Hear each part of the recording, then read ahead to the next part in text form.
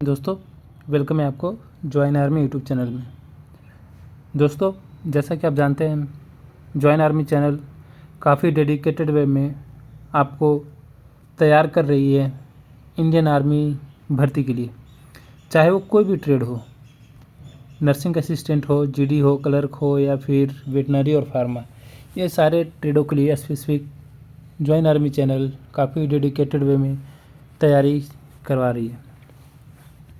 तो दोस्तों, बता दूं कि जो भी भाई आने वाली यानी 2026 में आने वाली आर्मी नर्सिंग असिस्टेंट की तैयारी कर रहे हैं, वो भाइयों हमारे से जुड़ जाएं, क्योंकि उनके लिए काफ़ी बेहतरीन ऑफ़र है। अभी फ्री ऑफ कॉस्ट चल रहे हैं प्रैक्टिस सेट, जिसमें आपको मिलेंगे प्रीवियस ईयर क्वेश्चन भी और काफ़ी ही गाइडेंस क्वेश्चन मिलेंगे, जो कि हमारे काफ़ी एक्सपर्ट्स जो हैं, जो क्वेश्चन को एडिट कर रहे हैं और क्वेश्चन को गाइड कर रहे हैं, जिसमें आने की संभावना काफ़ी ज़्यादा यानी 90% संभावना बनती है, क्योंकि हमारे जो गाइड एक्सपर्ट हैं वो लास्ट 30 ईयर का क्वेश्चन को गाइड करके हमारे जो क्वेश्चन ये हैं ये इसको एडिट करते हैं।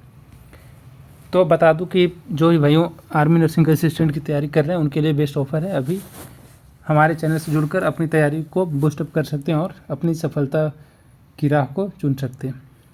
तो आज के इस वीडियो में हम लोग कवर करेंगे 50 क्वेश्चन, जो कि 50 क्वेश्चन होंगे, जिसमें होंगे 15 क्वेश्चन फिजिक्स, 15 क्वेश्चन होंगे बायो का, 15 क्वेश्चन केमिस्ट्री, 10 फिजिक्स और 10 होंगे जीके का।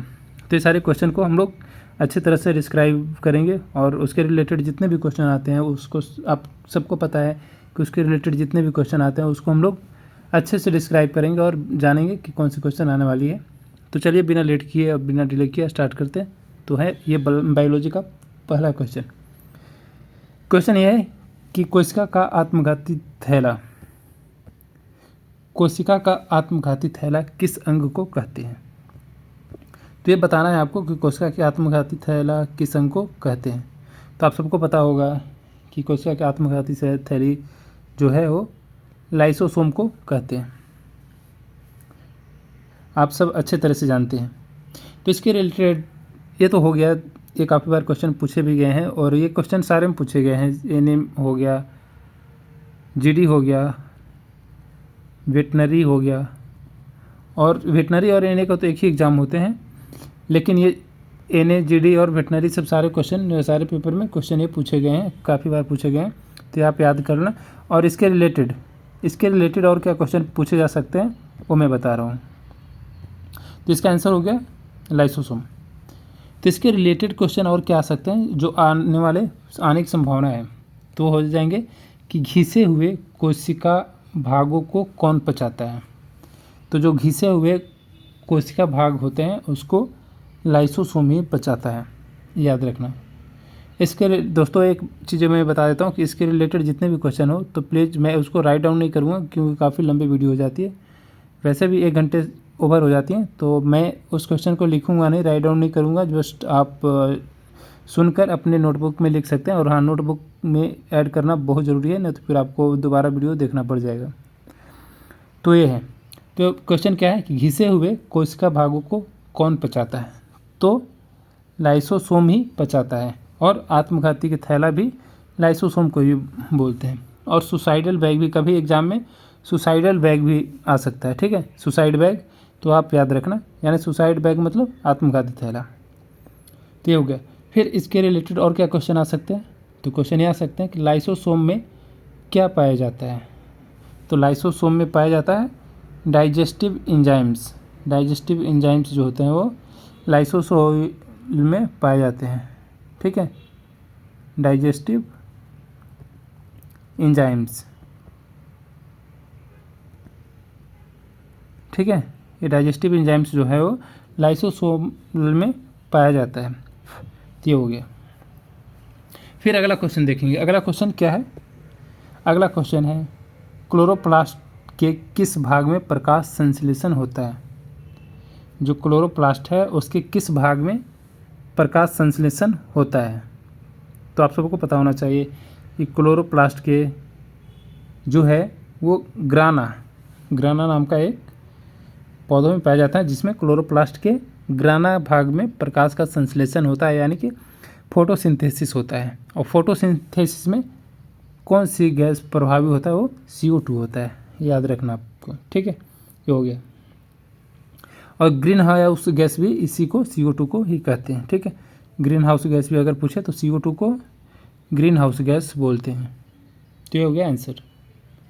फिर इसके रिलेटेड क्वेश्चन क्या आ सकते हैं, इसके रिलेटेड क्वेश्चन देखेंगे, ठीक है। इसके रिलेटेड क्वेश्चन क्या होंगे? इसके रिलेटेड क्वेश्चन होंगे कि प्रकाश संश्लेषण से मुख्यतः क्या बनता है? तो प्रकाश संश्लेषण से मुख्यतः ग्लूकोज बनता है। क्या बनता है? ग्लूकोज बनता है। ये हो जाएगा आंसर। फिर क्वेश्चन ये आ सकते हैं कि प्रकाश संश्लेषण के लिए उत्तरदायी वर्णक यानी कि पिगमेंट, ठीक है, यानी कि प्रकाश संश्लेषण के लिए उत्तरदायी वर्णक कौन सा है? तो वह कौन सा है? क्लोरोफिल। क्लोरोफिल जो है वो प्रकाश संश्लेषण के लिए उत्तरदायी वर्णक होते हैं। ये हो जाएंगे आंसर। तो फिर अगला क्वेश्चन चलेंगे। अगला क्वेश्चन क्या है? कौन सा रक्त समूह सार्वभौमिक दाता कहलाता है? जो यानी कि यूनिवर्सल डोनर होते हैं। क्या होते हैं? यूनिवर्सल डोनर, यानी कि वो जो सपोज दैट, मैं समझा दे रहा हूँ, सपोज दैट हाँ, एक ये आदमी है, ठीक है, जो भी है समझ लो, जैसे भी, ठीक है। ये एक आदमी है, इसका क्या है? O negative. इसमें क्या पूछा है कि कौन सा रक्त समूह सार्वभौमिक दाता कहलाता है, ठीक है। तो सार्वभौमिक जो होते हैं वो O होते हैं। इसमें भी अगर स्पेसिफिक पूछे तो O नेगेटिव जो होते हैं वो सार्वभौमिक होते हैं, यानी कि यूनिवर्सल, जो कि यूनिवर्सल डोनर बोलते हैं, ठीक है। क्या बोलते हैं उसको? यूनिवर्सल डोनर, ये होते हैं, ठीक है। तो अगर सपोज दैट कि इसको मैं मिला देता हूँ, ठीक है। सपोज दैट एक ये आदमी है, ठीक है,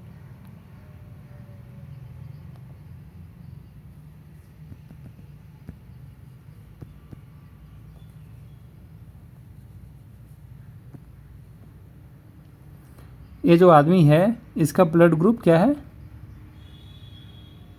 इसका ब्लड ग्रुप O है, O नेगेटिव मान लो, ठीक है, O नेगेटिव।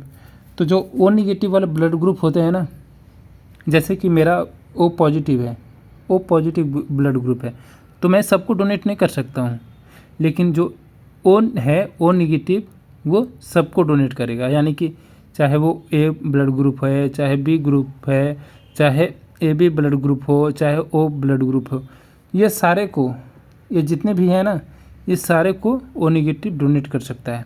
इसीलिए हम लोग बोलते हैं यूनिवर्सल डोनर, यानी कि क्या बोलते हैं उसको? सार्वभौमिक दाता, ठीक है, सार्वभौमिक दाता।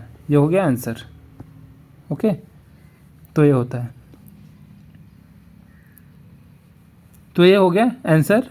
तो ऐसा ही ब्लड, एक क्वेश्चन क्या है कि निम्न में कौन सा रक्त समूह सार्वभौमिक दाता कहलाता है? तो कौन सा हो जाएगा?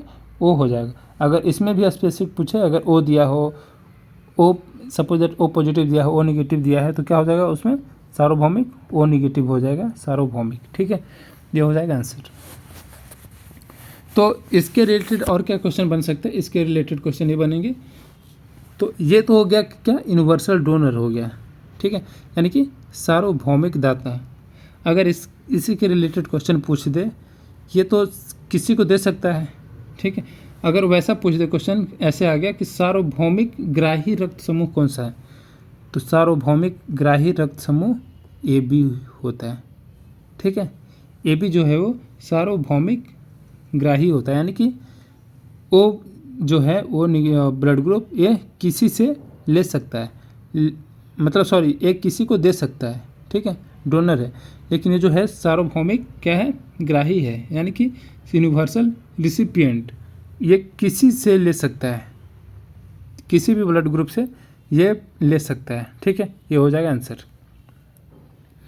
फिर अगले इसके में रिलेटेड और क्या क्वेश्चन पूछ सकता है क्वेश्चन ये भी आया है, इसको मैं बता देता हूँ, मिटा देता हूँ इसको, ठीक है, इसको मिटा दिया। हाँ, क्वेश्चन ये भी आया है कि रक्त समूह की खोज किसने की थी। ये जीडी में पूछा गया है क्वेश्चन। एक्चुअली अभी तक तो मुझे नर्सिंग असिस्टेंट में पूछा गया है, ये तो अभी नहीं मिला मेरे को, लेकिन जीडी में पूछा गया है एक बार कि रक्त समूह की खोज किसने की। तो रक्त समूह की खोज लैंड स्टेनर जो है वो रक्त समूह का खोज किए हैं। ये हो जाएगा आंसर। फिर इसके रिलेटेड बस यही 2 क्वेश्चन पूछे जा सकते हैं जो कि मैंने बताया, सार्वभौमिक ग्राही और सार्वभौमिक रिसिपिएंट, जो ग्राही और डोनर, यानी कि रिसिपिएंट और डोनर। और तीसरी हो गया रक्त समूह की खोज किसने की थी। तो ये काफ़ी है इतने क्वेश्चन ब्लड ग्रुप से। फिर अगला क्वेश्चन चलेंगे। अगला क्वेश्चन क्या है कि कीड़े के अध्ययन को क्या कहते हैं। जो कीड़े का अध्ययन होता है उसको क्या कहते हैं, तो उसको बोलेंगे हम लोग एंटोमोलॉजी, ठीक है, एंटोमोलॉजी। ये हो जाएगा आंसर, एंटोमोलॉजी, ठीक है, ये हो जाएगा आंसर। तो इसके रिलेटेड और क्या क्वेश्चन पूछ सकते हैं कि मधुमक्खी किस वर्ग में आते हैं। तो मधुमक्खी अगर पूछ दे कि मधुमक्खी जो कीट होते हैं वो किस ग्रुप में आते हैं, तो इंसेक्ट ग्रुप में आते हैं, इंसेक्ट्स, ठीक है, इंसेक्ट ग्रुप में आते हैं।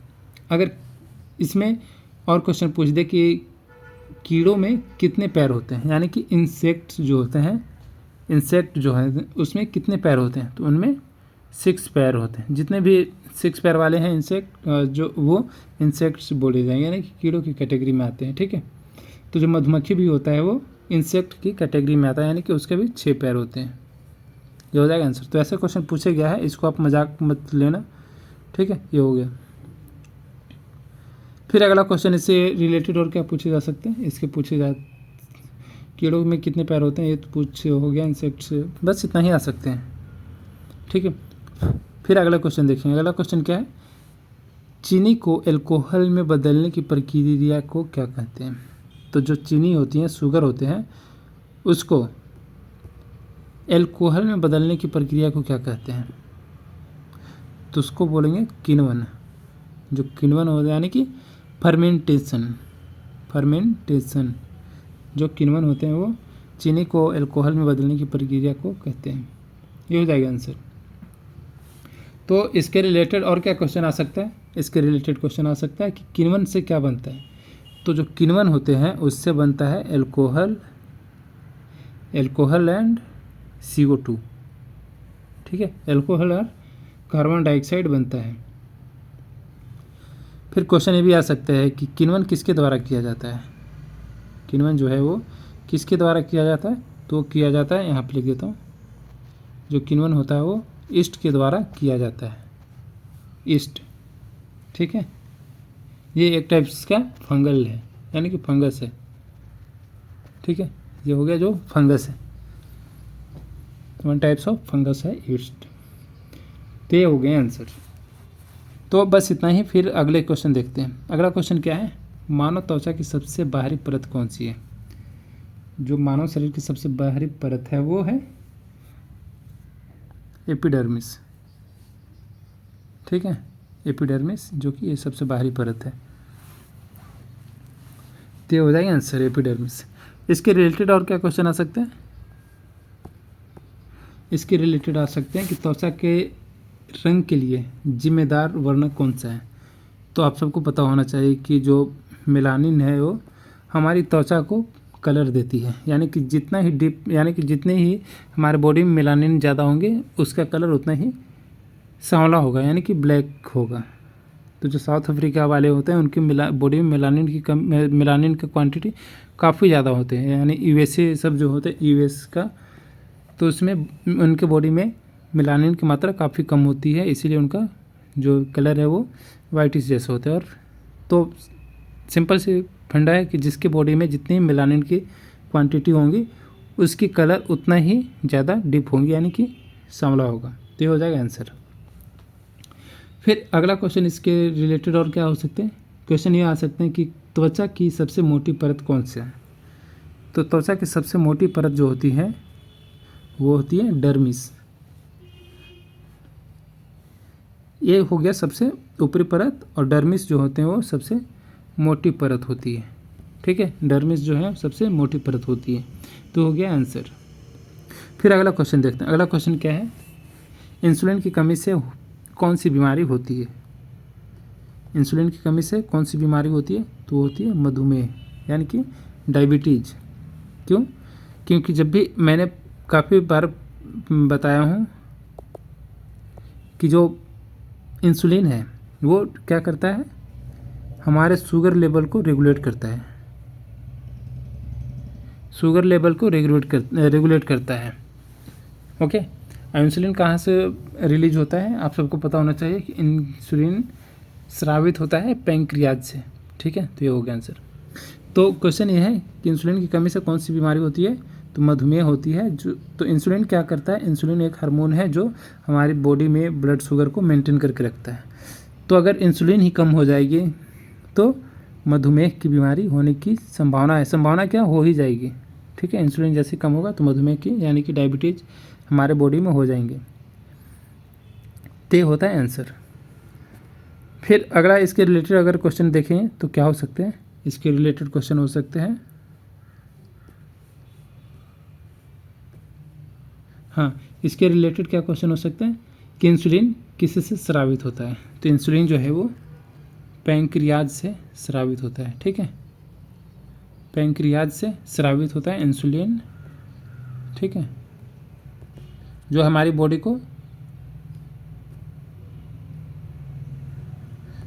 बॉडी को ब्लड शुगर को मेंटेन करके रखता है। ये हो जाएगा आंसर। तो अगर क्वेश्चन ये भी पूछ सकता है कि मधुमेह जो होता है यानी कि डायबिटीज़ जो होता है, तो डायबिटीज़ जो डिजीज होते हैं उसमें किस चीज़ का लेवल बढ़ता है, यानी कि किस चीज़ का लेवल इंक्रीज होता है? तो मधुमेह यानी कि डायबिटीज़ कैसे होगा? जब भी हमारे बॉडी में शुगर की क्वांटिटी ज़्यादा होगा, यानी कि जब भी हमारे बॉडी में शुगर की क्वांटिटी ज़्यादा होगा तो क्या होगा? मधुमेह यानी कि डायबिटीज़ होगा। तो क्वेश्चन ये आ सकता है कि मधुमेह किसका स्तर बढ़ता है? तो क्या होगा? ब्लड शुगर का स्तर बढ़ेगा। ब्लड शुगर का लेवल बढ़ेगा तो मधुमेह की बीमारी होगी। ये हो गया आंसर। फिर चलते हैं अगला क्वेश्चन में। अगला क्वेश्चन क्या है, आँख का कौन सा भाग रोशनी के प्रवेश को नियंत्रित करता है? यानी कि हमारे बॉडी आँख में ज़्यादा रोशनी जा रहा है या कम जा रहा है, तो यानी कि ज़्यादा जाने के बाद हमारे आँख में कौन सा वो भाग है जो लाइट को नियंत्रित करता है, यानी कि लाइट को प्रवेश को नियंत्रित करता है? तो कौन सी हो जाएगा? तो वो हो जाएंगे आइरिस। आइरिस जो है वो हमारी बॉडी में लाइट ज़्यादा आते हैं तो उसको नियंत्रित करके रखता है।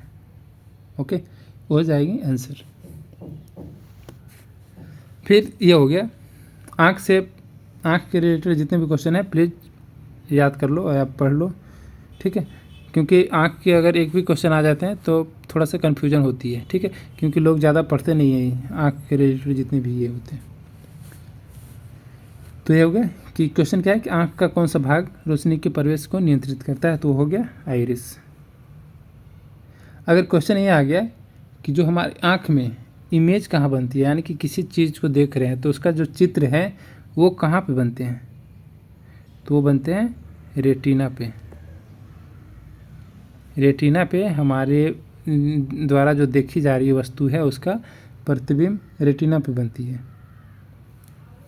ओके, ये हो जाएगा आंसर। फिर क्वेश्चन क्या आएगा? क्वेश्चन ये आएगा कि एक और क्वेश्चन इससे रिलेटेड आ सकता है कि आँख का पारदर्शी जो यानी कि ट्रांसपेरेंट अग्रभाग कौन सा है? आँख का पारदर्शी अग्रभाग कौन सा है? तो है कॉर्निया। ठीक है, कॉर्निया जो है वो पारदर्शी और अग्रभाग है। ये हो जाएगा आंसर। तो क्वेश्चन ये भी आता है कि जो भी किसी को आपने सुना होगा कि कोई आई डोनेट किया। ठीक है, आई डोनेट किया, तो आई डोनेट कोई मनुष्य अगर कोई डेथ हो जाता है, कोई डेड बॉडी है, ठीक है, तो अपना कंसेंट लिखता है कि मेरे मर जाने के बाद मेरे मर जाने के बाद मेरे आँख को डोनेट किया जाए तो उसके आँख जो है वो मृत्यु के कितने देर बाद आँख को डोनेट किया जा सकता है, तो हो जाएगा 24 आवर्स के अंदर आँख को डोनेट किया जा सकता है। ठीक है, तो ये हो जाएगा आंसर। ये आपके नॉर्मल जो जनरल नॉलेज के लिए भी और क्वेश्चन आने की संभावना भी होती है ये सारी चीज़ों को। ठीक है, तो ये याद रखना आप। फिर अगला क्वेश्चन देखेंगे। अगला क्वेश्चन क्या है? अगला क्वेश्चन है मानव शरीर की सबसे लंबी कोशिका कौन सी है?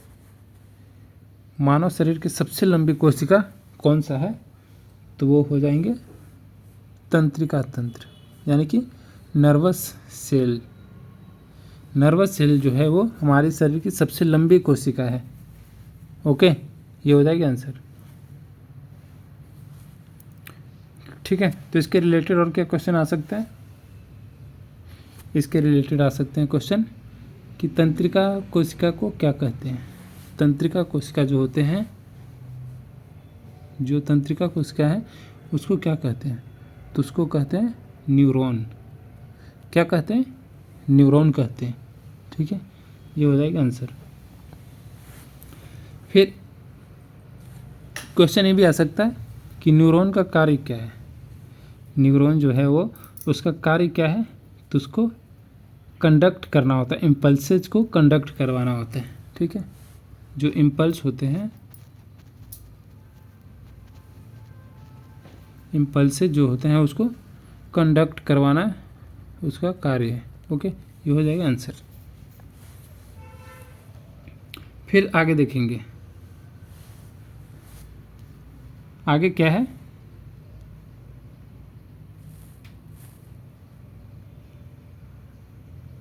हाँ, आगे क्वेश्चन देखिए। आगे कौन सी क्वेश्चन है कि परागकण का वर्तिकाग्र पर पहुंचना कहलाता है। क्या कहलाता है? तो इसका आंसर क्या होगा? हाँ, जो परागकण है उसको वर्तिकाग्र पे पहुंचना क्या कहलाता है? उसको कहता है परागन। ठीक है, क्या कहलाएगा? परागन कहलाएगा। ये हो जाएगा आंसर। तो इसके रिलेटेड और क्या क्वेश्चन आ सकता है? क्वेश्चन आ सकता है कि एक ही फूल में पराग स्थानांतर होता है। कैसा होता है? तो सेल्फ, यानी कि एक ही फूल में पराग यानी कि जो पोलेंस होते हैं वो स्थानांतरण होते हैं। कैसे होते हैं? तो सेल्फ पोलिनेशन, सेल्फ पोलिनेशन के थ्रू ये परागन जो होते हैं, जो पराग होते हैं वो स्थानांतरण होते हैं। ठीक है, ये हो जाएगा आंसर। ठीक है, ये हो जाएगा आंसर। तो इसके रिलेटेड इतना भी डीप क्वेश्चन नहीं आएगा, बस इतना ही आ सकता है। ठीक है, तो फिर अगले क्वेश्चन पे चलते हैं।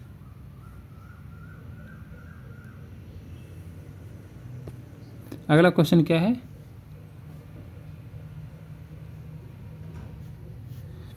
पित्त किस अंग से संग्रहित होता है?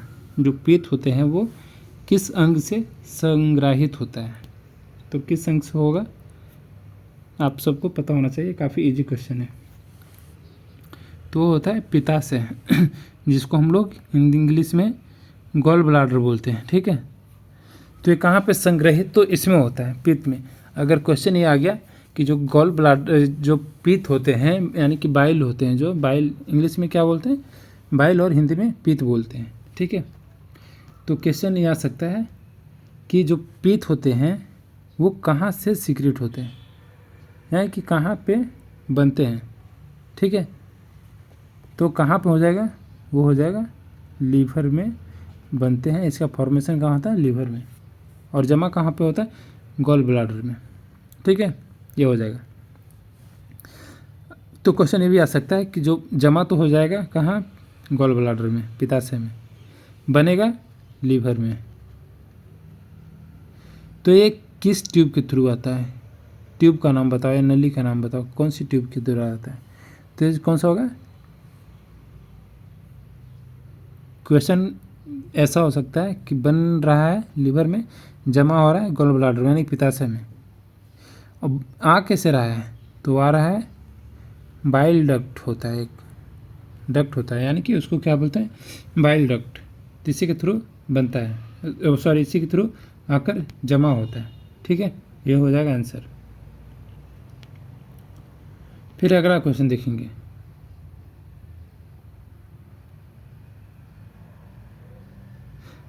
अगला क्वेश्चन क्या होगा, अगला क्वेश्चन होगा कि फफूंद का अध्ययन को क्या कहते हैं, यानी कि फफूंद को क्या बोलते हैं, फंगी, यानी कि उसको फंगस भी बोल सकते हैं।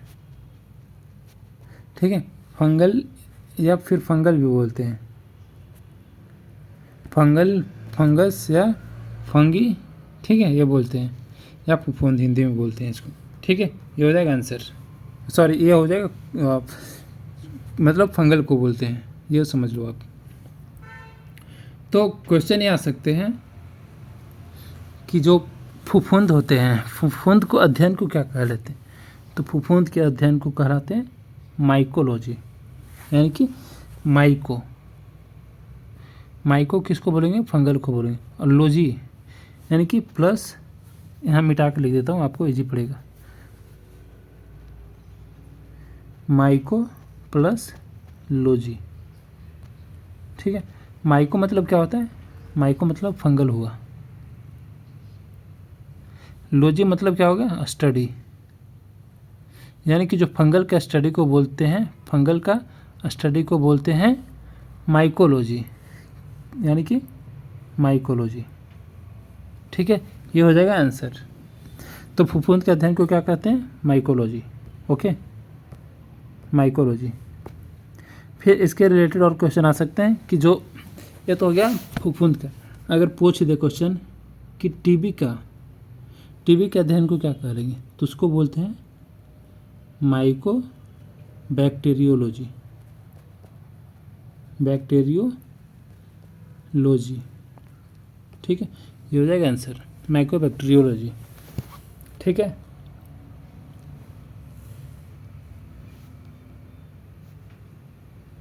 फिर इसके रिलेटेड बस इतना ही क्वेश्चन आ सकते हैं। बाकी तो अगर जैसे कि मैंने पिछले वीडियो में बताया, किसी अगर क्वेश्चन आ गया कि फंगल कौन कौन सी टाइप्स होते हैं, अगर टाइप्स दे दिया तो आप बता सकते हो कि वो ईस्ट होते हैं, जैसे फफूंद है ना फंगल। ठीक है, तो फंगल के टाइप्स होते हैं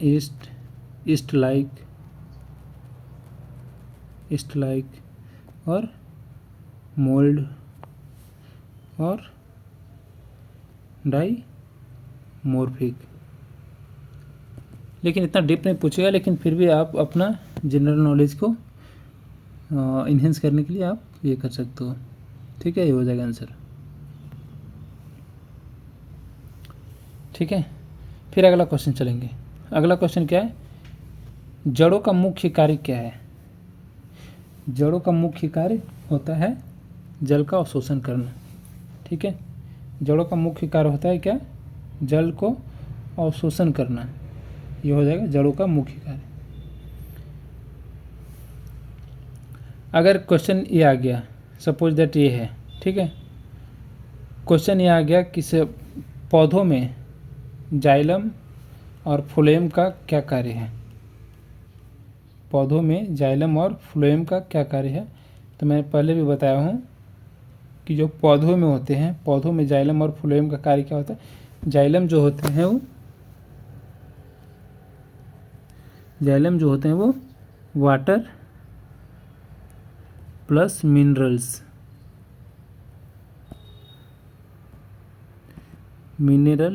ठीक है, मिनरल्स का क्या करता है, ट्रांसपोर्टेशन करता है, यानी कि जो पौधे होते हैं उसको पहुंचाता है जल और मिनरल्स। ठीक है, ये हो जाएगा आंसर। अगर फ्लोएम पूछ दिया कि फ्लोएम का क्या कार्य है, तो फ्लोएम क्या करता है, जैसे जाइलम करता है ट्रांसपोर्टेशन, वैसे जल और इसका, तो वैसे फ्लोएम भी करता है फूड का। जैसे जाइलम करता है जल का, तो वैसे फ्लोएम करता है फूड का। ठीक है, ये हो जाएगा आंसर। तो इसके रिलेटेड इतना ही क्वेश्चन पूछ सकते हैं। जड़ों का मुख्य कार्य क्या हो गया, यानी कि जल का अवशोषण करता है, और जाइलम और फ्लोएम वाला, बस इतना ही क्वेश्चन मुख्यतः ज़्यादातर यही क्वेश्चन आते हैं। ठीक है, बार बार रिपीटेड होते हैं। फिर अगला क्वेश्चन देखेंगे।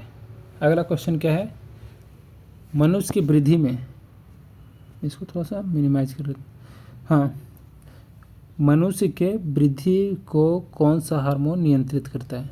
तो वो हो गया कौन सा, ग्रोथ हार्मोन। जो ग्रोथ हार्मोन होता है वो मनुष्य की वृद्धि को, हार्मोन जो मनुष्य को वृद्धि को हार्मोनल ए करता है। ठीक है, ये हो जाएगा आंसर। ठीक है, तो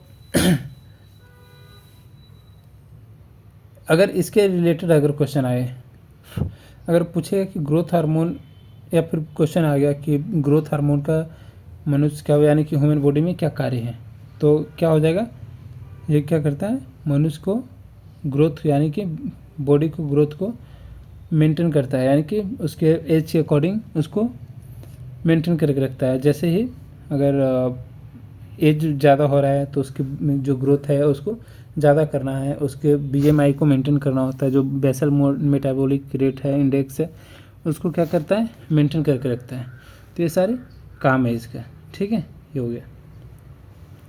तो अगर क्वेश्चन ये पूछ दिए, मोस्ट क्वेश्चन क्या पूछे जाएंगे, मोस्ट क्वेश्चन ये पूछे जाएंगे कि जो वृद्धि हार्मोन होते हैं वो किसी से स्रावित होते हैं, किस ग्लैंड से स्रावित होते हैं, यानी कि जो ग्रोथ हार्मोन होते हैं, ग्रोथ हार्मोन होते हैं वो किस ग्लैंड से स्रावित होते हैं। तो मैं बताता हूँ, वो होते हैं पिट्यूटरी ग्लैंड। आपने सुना होगा पिट्यूटरी ग्लैंड। ठीक है, पिट्यूटरी ग्लैंड। ठीक है, पिट्यूटरी ग्लैंड से ग्रोथ हार्मोन स्रावित होते हैं। फिर अगर क्वेश्चन ये भी आ सकता है कि एक्सेस जो होता है ग्रोथ हार्मोन अगर सीक्रेट हो रहा है तो क्या होगा, यानी कि ज़्यादा हो गया सीक्रेट हमारे बॉडी में, तो उस केस में क्या होगा। तो उस केस में एक होता है, एक, हाँ, एक मेडिकल टर्म बोलते हैं उसको दैत्यकारिता। उसको हिंदी में लिख देता हूँ,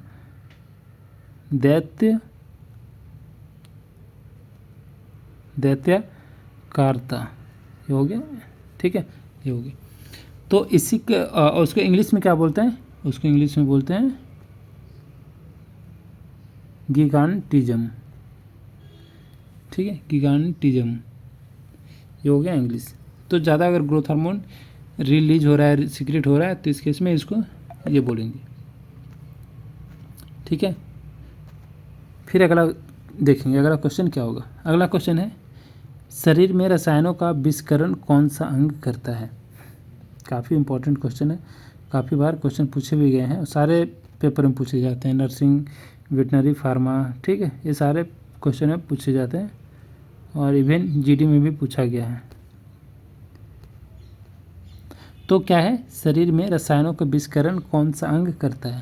तो कौन सा अंग करेगा विषकरण का, क्योंकि वो डिटॉक्सिफिकेशन ये सब सारे करता है, जो कि विषकरण ही कहलाता है, विषहरण, यानी कि विष को क्या करता है, वो हरण कर लेता है। तो कौन सा होगा, वो होगा हमारा लीवर करता है।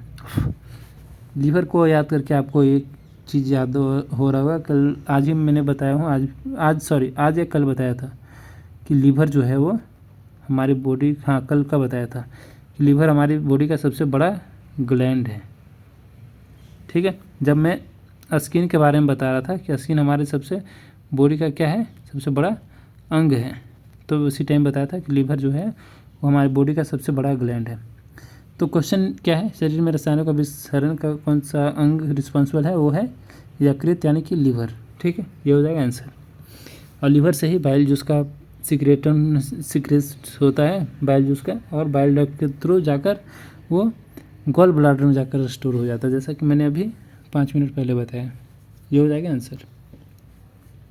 फिर इसके रिलेटेड क्वेश्चन क्या आ सकते हैं, इसके रिलेटेड क्वेश्चन आ सकते हैं कि लीवर क्या चीज़ को स्टोर करके रखता है। तो जो ग्लाइकोजन होता है, ग्लाइकोजन जो होते हैं, यानी कि ग्लाइकोजन क्या होता है, ग्लाइकोजन एक ग्लूकोज है, ग्लूकोज का एक फॉर्म है। जब भी हमारे बॉडी में ग्लूकोज की कमी होती है तो ग्लाइकोजन टूटकर ग्लूकोज में आता है और हमारे बॉडी को एक एनर्जी प्रदान कराती है।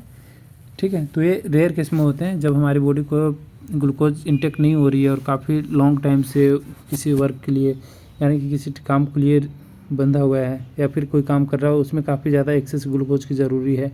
तो उस केस में हमारे ग्लाइकोजन ग्लूकोज में कन्वर्ट होकर हमारी बॉडी को एक एनर्जी प्रदान करती है ताकि वो हमारी बॉडी को काम करने में एक इंगेज करके रखती है।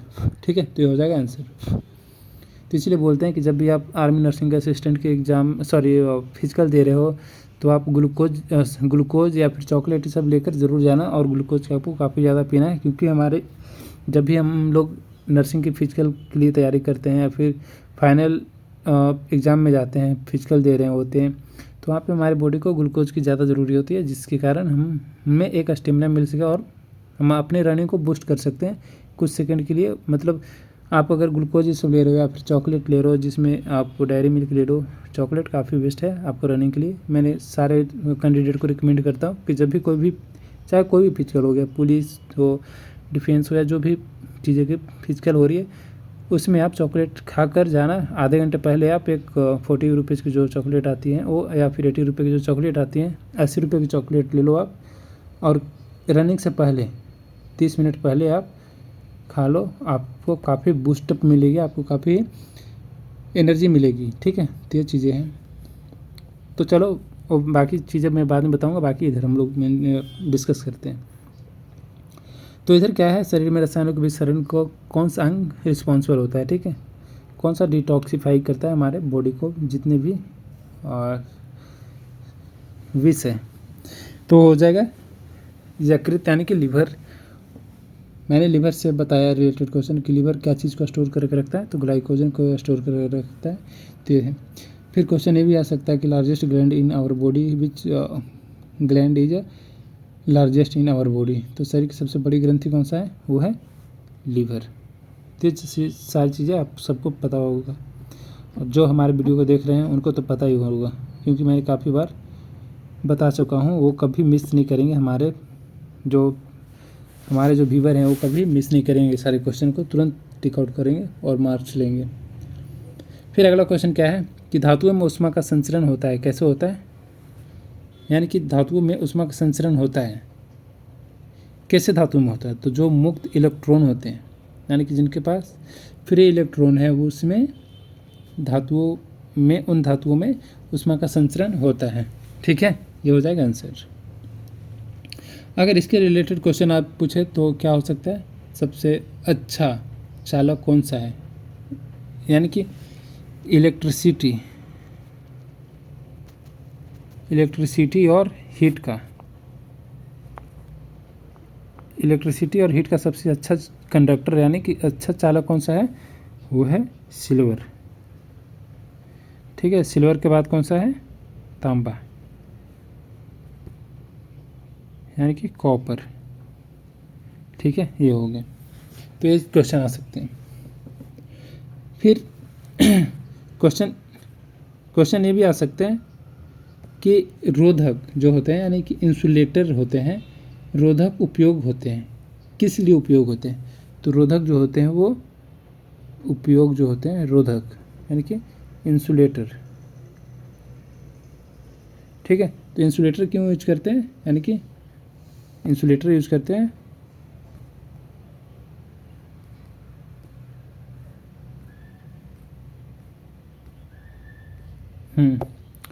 जो इंसुलेटर होता है वो क्यों यूज करते हैं, वो यूज करते हैं हीट को रोकने के लिए, यानी कि स्टॉप हीट। ठीक है, स्टॉप हीट फ्लो, यानी कि जो फ्लो होते हैं हीट, उसको रोकने के लिए हम लोग इंसुलेटर का यूज करते हैं। ये हो जाएगा आंसर। फिर अगला क्वेश्चन देखें। अगला क्वेश्चन क्या है, निम्न में से कौन से क्षारीय ऑक्साइड है, कौन सा क्षारीय ऑक्साइड है इनमें से। तो CaO है जो, यानी कि कैल्शियम ऑक्साइड।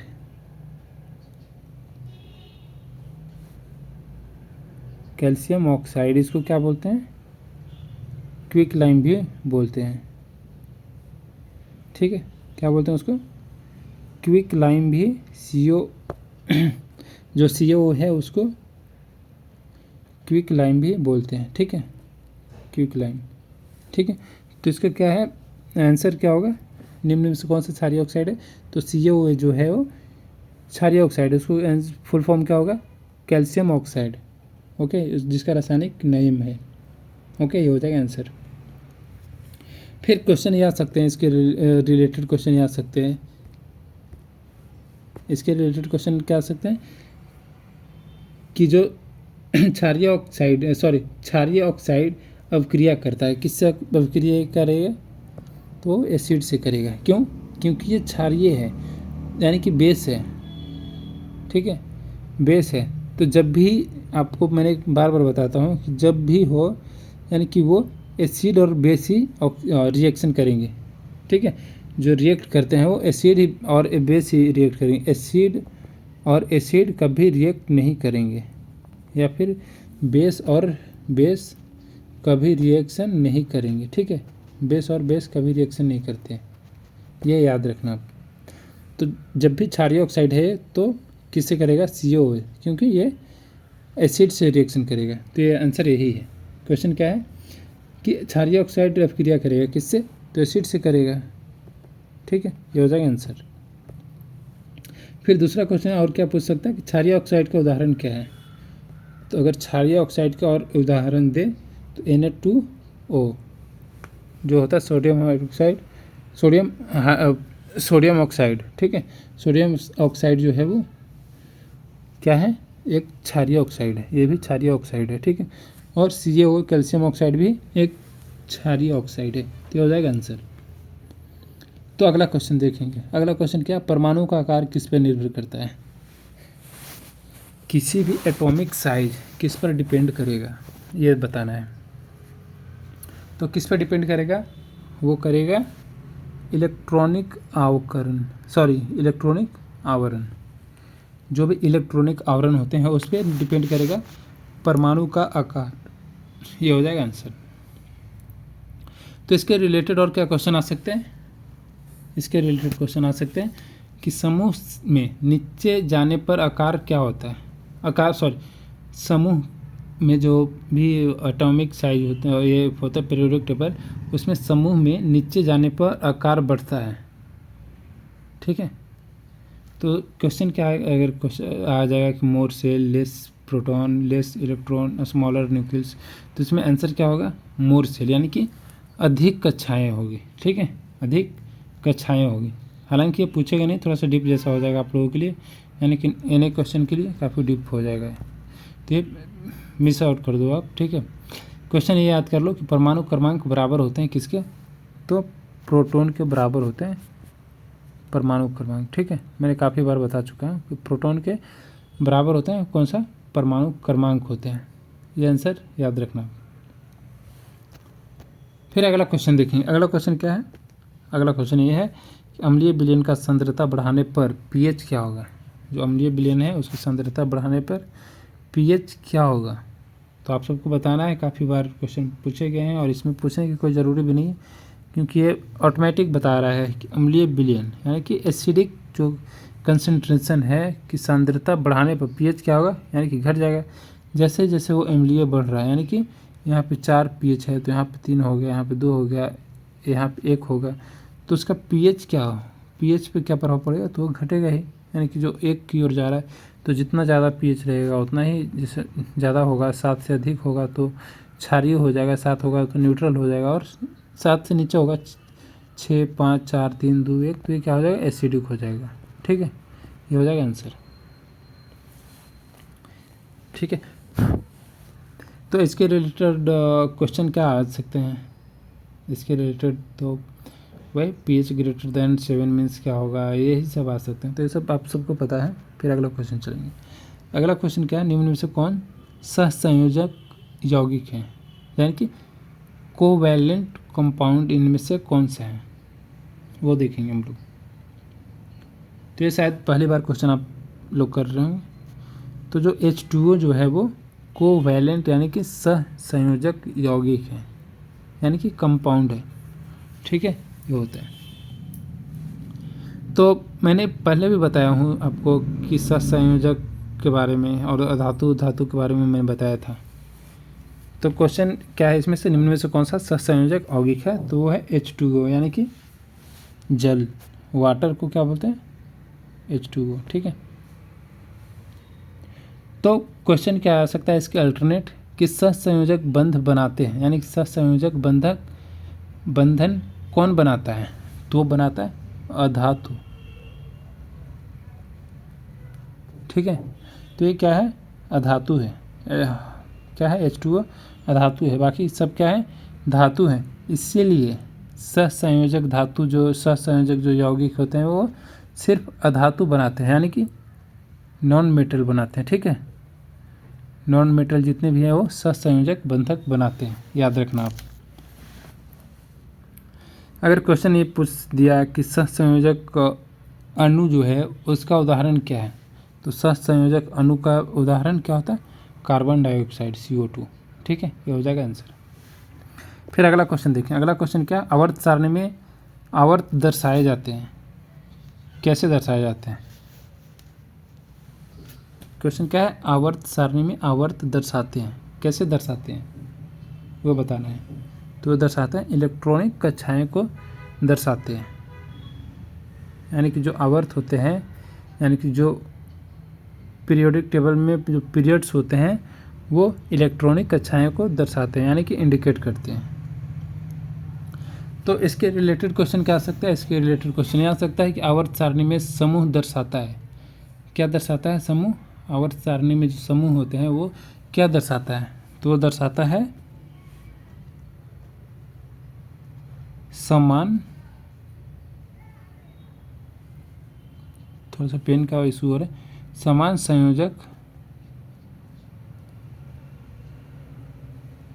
संयोजक इलेक्ट्रॉन। ठीक है, क्या दर्शाते हैं, समान संयोजक इलेक्ट्रॉन दर्शाते हैं, ये हो जाएगा आंसर। फिर क्वेश्चन ये भी आ सकते हैं, क्वेश्चन ये भी आ सकते हैं कि आधुनिक आवर्त सारणी में आवर्तों की संख्या कितनी होती है। तो मैंने पहले भी बताया था कल परसों में कि आधुनिक आवर्त सारणी में आवर्तों की संख्या 7 होती है, ये हो गया आंसर। ठीक है, फिर अगला क्वेश्चन देखें, अगला क्वेश्चन क्या है, सबसे अधिक क्षारीय धातु है, सबसे अधिक यानी कि मोस्ट बेसिक मेटल कौन सा है, यानी कि जिसका pH क्या हो गया, 7 से ऊपर हो जाएगा, तो कौन सा धातु है, तो वो हो जाएंगे CS।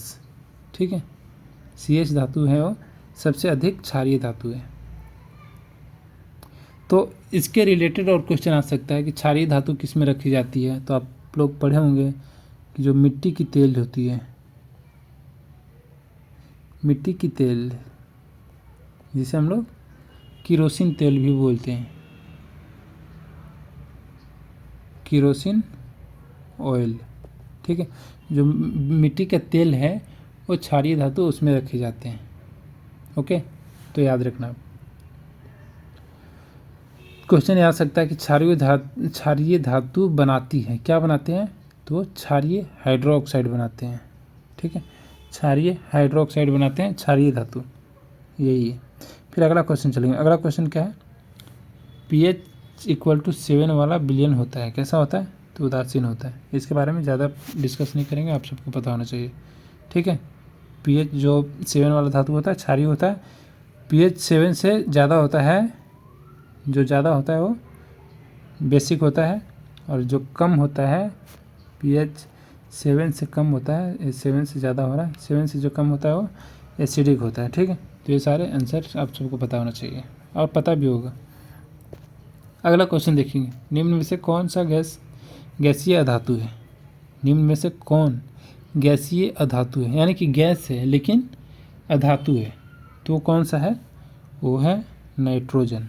और नाइट्रोजन के बारे में मैंने काफ़ी बार बताया हूँ कि जो पौधे की जो जड़ होती है वो क्या करता है, नाइट्रोजन को बाउंड करके रखता है, नाइट्रोजन को पकड़ के रखता है मिट्टी में। ठीक है, ग्रोथ के लिए। और मैंने ये भी बताया था कि वायुमंडल में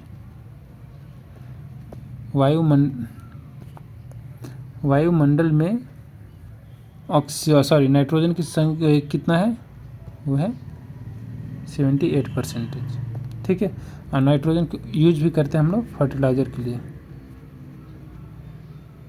ठीक है, ये सारे क्वेश्चन आप सबको बहुत बार बताया हूँ, बहुत बार, तो आप सबको याद होगा अच्छी तरह से। फिर अगला क्वेश्चन क्या है, अगला क्वेश्चन देखेंगे कि कांच मुख्यतः किससे बनता है। जो कांच होता है यानी कि ग्लास होते हैं वो किससे बनता है, तो वो बनता है सिलिका से, जिसका सूत्र होता है SiO2, ठीक है, सिलिका। फिर क्वेश्चन ये आ सकता है कि कांच जो होते हैं वो ट्रांसपेरेंट होते हैं यानी कि पारदर्शी होते हैं, वो क्यों होते हैं, वो प्रकाश को गुजरने देता है, इसीलिए वो ट्रांसपेरेंट होता है। तो ये हो जाएगा आंसर, ठीक है। तो इसके रिलेटेड बस यही क्वेश्चन आ सकते हैं और तो नहीं आ सकते हैं।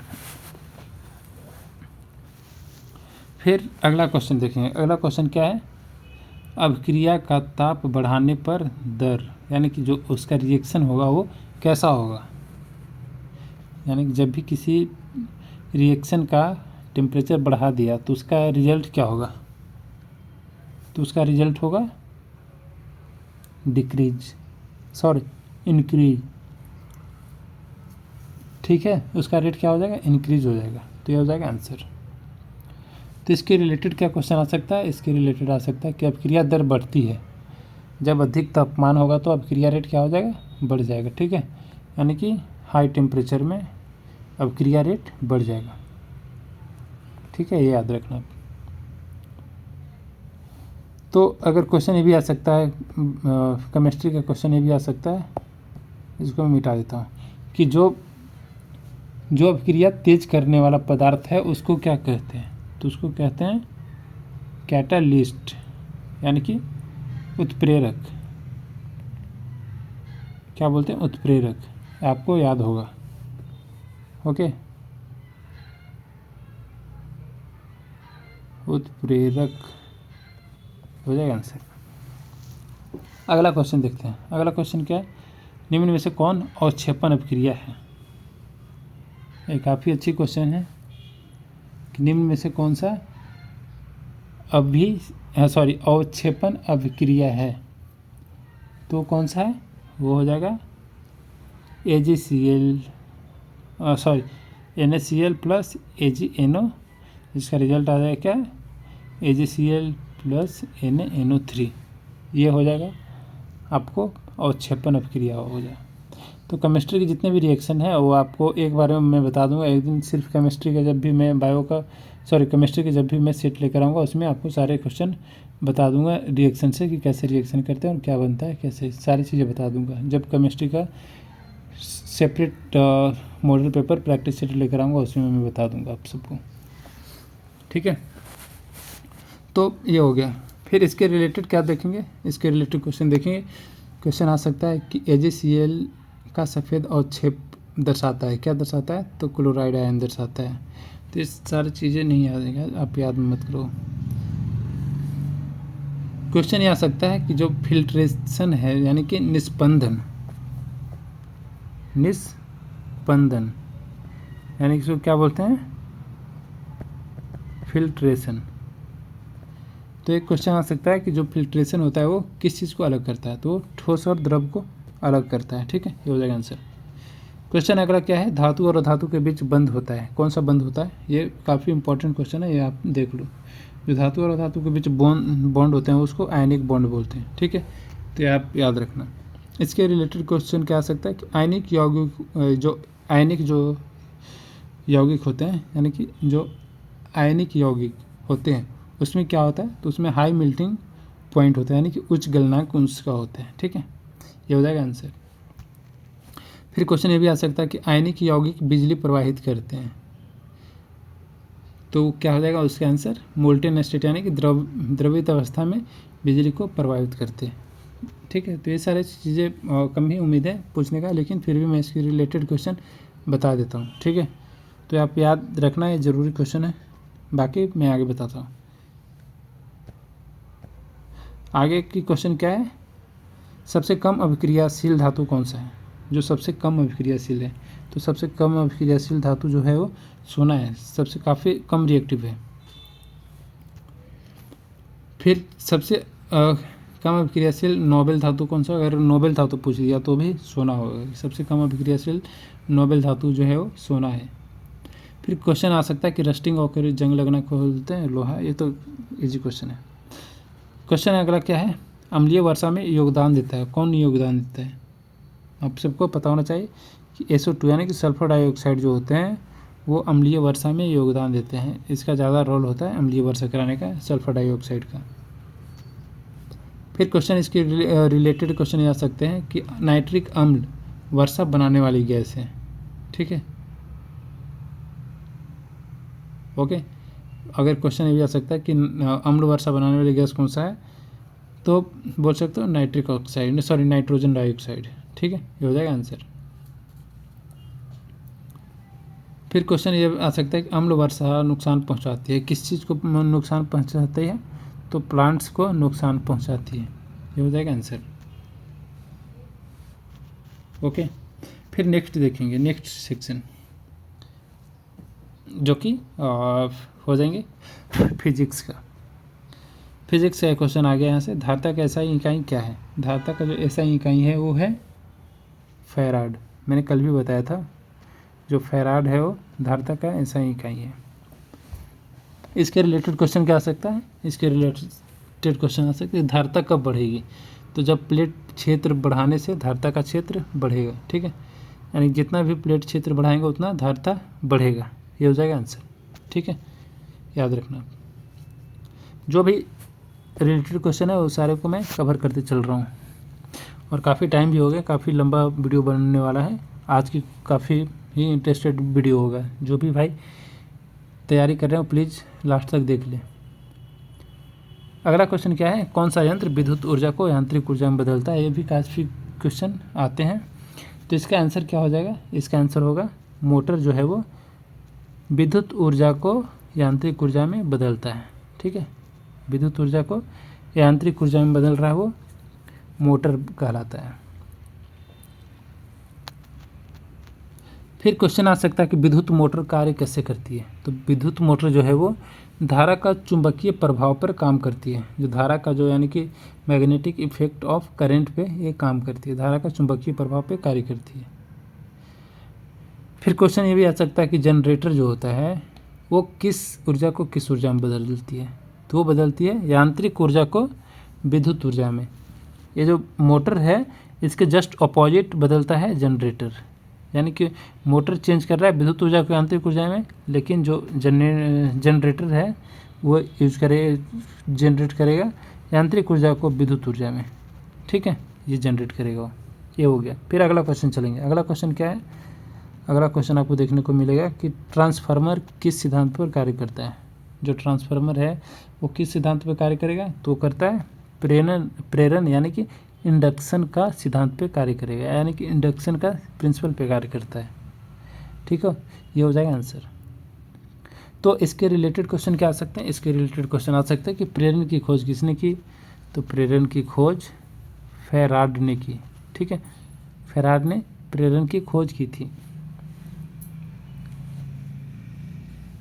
ठीक है, ये हो जाएगा आंसर। फिर इसके रिलेटेड क्वेश्चन ये हो गया कि प्रेरण की खोज किसने की, फैराड ने की। अगर दूसरा क्वेश्चन आप देख सकते हैं तो ट्रांसफार्मर का उपयोग होता है, किस लिए होता है, तो वोल्टेज को कम ज़्यादा करने यानी कि वोल्टेज को रेगुलेट करने के लिए ट्रांसफार्मर का यूज होता है, ये हो जाएगा आंसर। बस इतना ही, फिर अगले क्वेश्चन देखेंगे। अगला क्वेश्चन क्या है, चुंबकीय आघूर्ण की SI इकाई क्या है?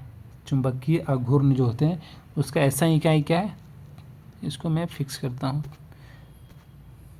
चुंबकीय आघूर्ण जो है उसका SI इकाई होता है ampere metre square. Ampere metre square जो होता है वो चुंबकीय क्षेत्र का SI यूनिट होता है, सॉरी चुंबकीय आघूर्ण का SI यूनिट होता है, एम्पियर मीटर स्क्वायर, ठीक है। फिर अगला क्वेश्चन देखेंगे। अगला क्वेश्चन क्या है, अगला क्वेश्चन है सोलेनॉइड के अंदर चुंबकीय क्षेत्र कैसा होता है? जो सोलेनॉइड होते हैं उसके अंदर चुंबकीय क्षेत्र कैसा होता है? तो उसके अंदर जो चुंबकीय क्षेत्र होता है वो समान होता है, यानी कि यूनिफॉर्म वे में होता है, ठीक है, समान होता है। फिर इसके रिलेटेड और क्या क्वेश्चन आ सकते हैं वो देखेंगे। इसके रिलेटेड क्वेश्चन आ सकते हैं कि सोलेनॉइड उत्पन्न करता है, क्या उत्पन्न करता है? तो मैग्नेटिक फील्ड को, यानी कि चुंबकीय क्षेत्र को उत्पन्न करता है, चुंबकीय क्षेत्र को उत्पन्न करता है। ठीक है, ये हो जाएगा आंसर। फिर अगला क्वेश्चन चलेंगे। अगला क्वेश्चन क्या है? फोकस दूरी का इकाई क्या है? जो फोकस दूरी होते हैं उसका इकाई होता है मीटर। ये हो जाएगा मीटर। ठीक है, जो फोकस दूरी होता है उसकी इकाई होता है मीटर। ओके, फिर अगला क्वेश्चन देखेंगे। अगला क्वेश्चन क्या है? लेंस की शक्ति किस में मापी जाती है? लेंस की जो शक्ति होती है वो मापी जाती है डायोप्टर, जिसको बड़ा डी से इंडिकेट करते हैं। डायोप्टर में लेंस की शक्ति को मेजरमेंट करते हैं। तो इसके रिलेटेड क्वेश्चन क्या आ सकते हैं? इसके रिलेटेड क्वेश्चन आ सकते हैं कि लेंस की शक्ति का सूत्र क्या होता है? तो लेंस की शक्ति का सूत्र होता है P बराबर 1/f। अच्छे से लिख देता हूँ मैं।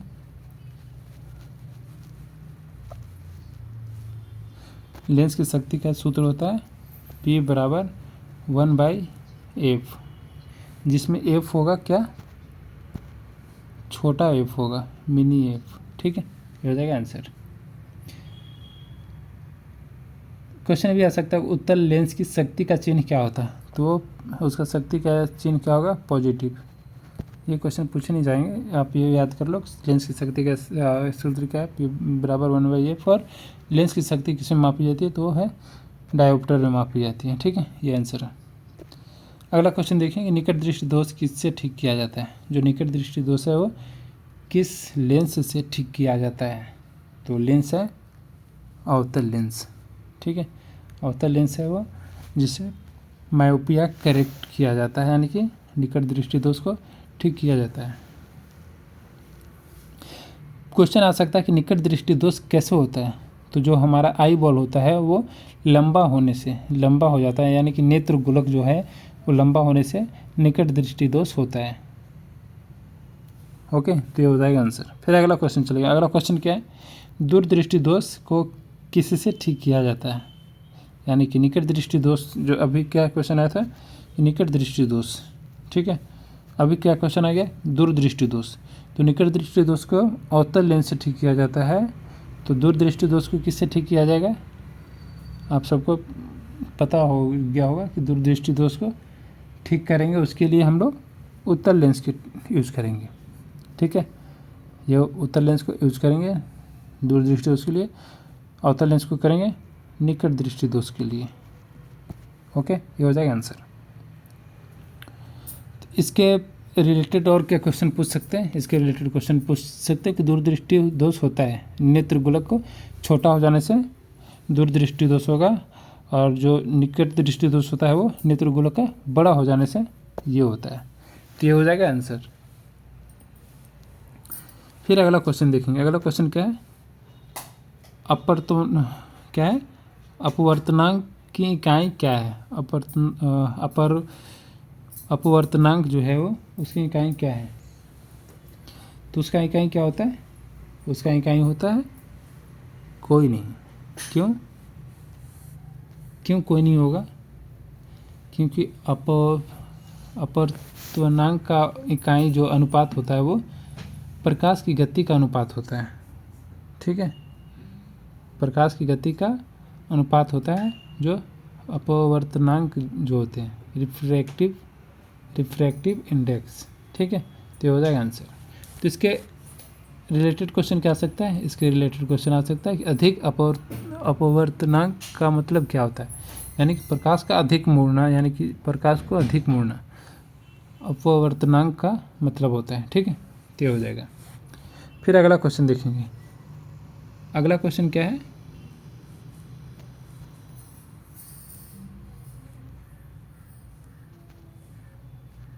हाँ, अगला क्वेश्चन क्या है? ऑपरेशन नमस्ते किससे संबंधित है? यहाँ से क्या आ गया, यहाँ से जीके का सेक्शन आ गया, जीके को हम लोग पढ़ाई करेंगे यहाँ से। क्वेश्चन क्या है, ऑपरेशन नमस्ते किससे रिलेटेड है, तो यह है भूकंप से रिलेटेड ऑपरेशन नमस्ते। तो ये हो गया आंसर। तो इसके रिलेटेड, अगर इसके रिलेटेड नहीं बोलें, इसके अगर जस्ट हाँ रिलेटेड बोलेंगे कि आपदा प्रबंधन में शामिल जो है वो क्या है, तैयारी, ये सब रिलेटेड क्वेश्चन नहीं आएंगे। अगला क्वेश्चन देखते हैं। हाँ, ये है कि ऑपरेशन नमस्ते भूकंप से ये है संबंधित। अगर क्वेश्चन आ गया कि भूकंप किससे मापा जाता है, तो सिस्मोग्राफ जो है वो ग्राफ, उससे भूकंप को हम मापते हैं। ठीक है, ये। फिर अगला क्वेश्चन देखें। अगला क्वेश्चन, भारत का राष्ट्रीय किसान दिवस कब मनाया जाता है। भारत का जो राष्ट्रीय किसान दिवस है वो मनाया जाता है आपको 23 दिसंबर को किसान दिवस मनाया जाता है। ठीक है, क्वेश्चन ये भी आ सकता है कि मुख्य खरीफ फसल कौन सा है, तो मुख्य खरीफ फसल भारत का है राइस, यानी कि धान। जो धान है वो मुख्य खरीफ फसल है। ठीक है, धान का कटोरा किस स्टेट को बोला गया है, वो छत्तीसगढ़ को बोला गया है। अगला क्वेश्चन देखें। अगला क्वेश्चन क्या है, भारत की पहली महिला डीजीपी कौन थी। जो भारत की पहली महिला डीजीपी थी वो कौन थी, तो वो थे कंचन चौधरी। जो कंचन चौधरी थी वो भारत की पहली महिला डायरेक्टर जनरल ऑफ पुलिस थी, यानी कि डीजीपी का फुल फॉर्म है। क्वेश्चन आ सकता है कि पुलिस किस मंत्रालय के अंतर्गत आती है, तो किस मंत्रालय के अंतर्गत आएगी, वो आएगी गृह मंत्रालय, यानी कि होम अफेयर्स। ठीक है, ये हो जाएगा आंसर। अगला क्वेश्चन देखें। अगला क्वेश्चन क्या है, राष्ट्रीय ऊर्जा संरक्षण दिवस कब मनाया जाता है। राष्ट्रीय ऊर्जा संरक्षण दिवस कब मनाया जाता है, तो मनाया जाता है 14 दिसंबर को।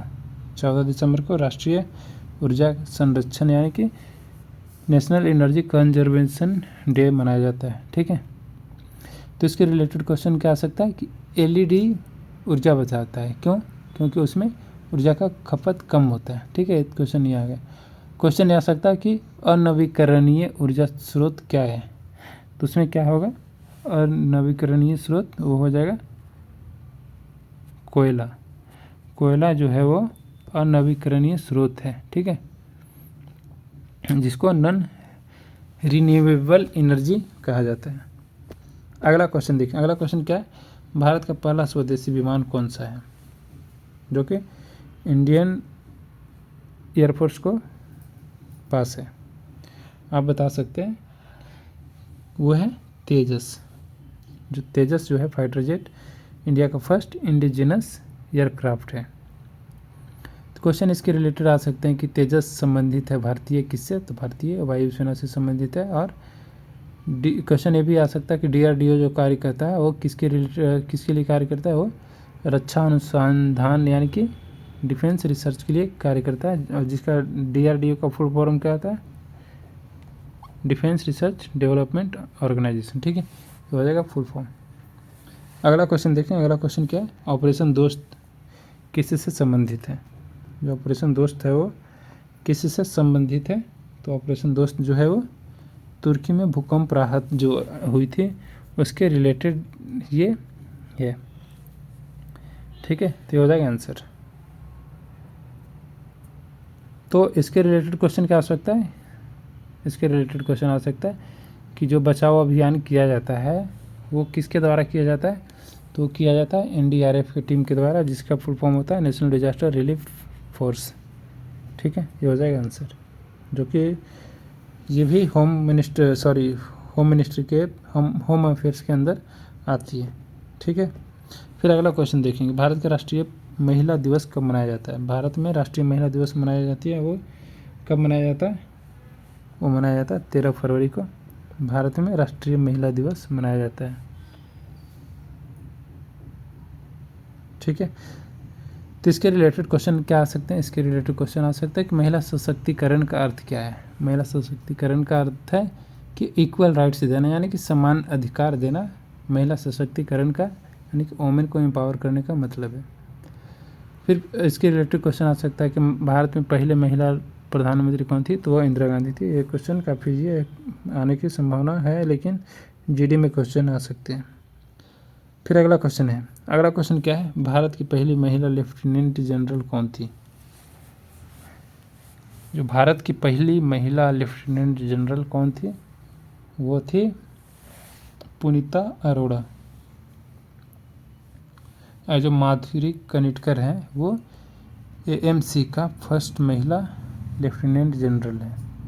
ठीक है, आर्मी मेडिकल कोर का सबसे पहला है वो माधुरी कनिटकर है। ठीक है, ये हो जाएगा आंसर। और जो पुनीता अरोड़ा है वो भारत की पहली महिला लेफ्टिनेंट जनरल थी। ठीक है, तो इसके रिलेटेड क्वेश्चन आ सकता है कि लेफ्टिनेंट जनरल के नीचे वाली रैंक को क्या बोलते हैं, उसको बोलते हैं मेजर जनरल। ठीक है, मेजर जनरल। और भारतीय सेना दिवस कब मनाया जाता है, वो मनाया जाता है 15 जनवरी को। ठीक है, आपको पता होना चाहिए। फिर नेक्स्ट क्वेश्चन क्या है, नेक्स्ट और सेकंड लास्ट क्वेश्चन है कि राष्ट्रीय सड़क सुरक्षा सप्ताह कब मनाया जाता है। राष्ट्रीय सड़क सुरक्षा सप्ताह मनाया जाता है, वो मनाया जाता है मार्च का मंथ में। भारत में राष्ट्रीय सड़क सुरक्षा सप्ताह मनाया जाता है। ठीक है, ये हो जाएगा आंसर। तो इसके रिलेटेड क्वेश्चन क्या आ सकता है कि सीट बेल्ट सुरक्षा देती है दुर्घटना से, ये सब काफ़ी क्वेश्चन ईजी है। फिर नेक्स्ट क्वेश्चन क्या है, नेक्स्ट क्वेश्चन क्या है वो देखेंगे। नेक्स्ट क्वेश्चन है कि भारत का पहला स्वदेशी टैंक कौन सा था। काफ़ी पॉपुलर क्वेश्चन है। भारत का पहला स्वदेशी टैंक है वो है अर्जुन। ठीक है, अर्जुन जो है भारत का पहला स्वदेशी टैंक है। और अर्जुन टैंक का उपयोग करता है, कौन करता है, तो भारतीय सैनिक यानी कि इंडियन आर्मी जो है, इंडियन आर्मी जो है वो भारतीय अर्जुन टैंक का उपयोग करती है। तो टैंक का एग्जाम्पल क्या है, टैंक का उदाहरण क्या है, यानी कि एग्जाम्पल क्या है, तो वो क्या होता है, लैंड वारफेयर व्हीकल होते हैं। लैंड वारफेयर व्हीकल होते हैं। ठीक है, जिसको यूज करते हैं क्या, कॉम्बैट एरिया में करते हैं, यानी कि लड़ाकू लड़ाई के लिए करते हैं। ठीक है, ये हो जाएगा आंसर। तो आज के लिए इतना ही था। आज का 50 क्वेश्चन का कॉम्बो हो गया। फिर मिलेंगे आपसे कल की वीडियो में। आज के लिए जय हिंद जय भारत। ठीक है, आज ये 50 कॉम्बो हो चुके हैं, जिसमें आपको काफ़ी पॉपुलर क्वेश्चन मिला और काफ़ी प्रीवियस ईयर का क्वेश्चन आपसे टच करवाए गए हैं। तो आई होप आपको अच्छा क्वेश्चन सेट लगा। बाकी फिर मिलते हैं कल की वीडियो में। आज के लिए जय हिंद जय भारत।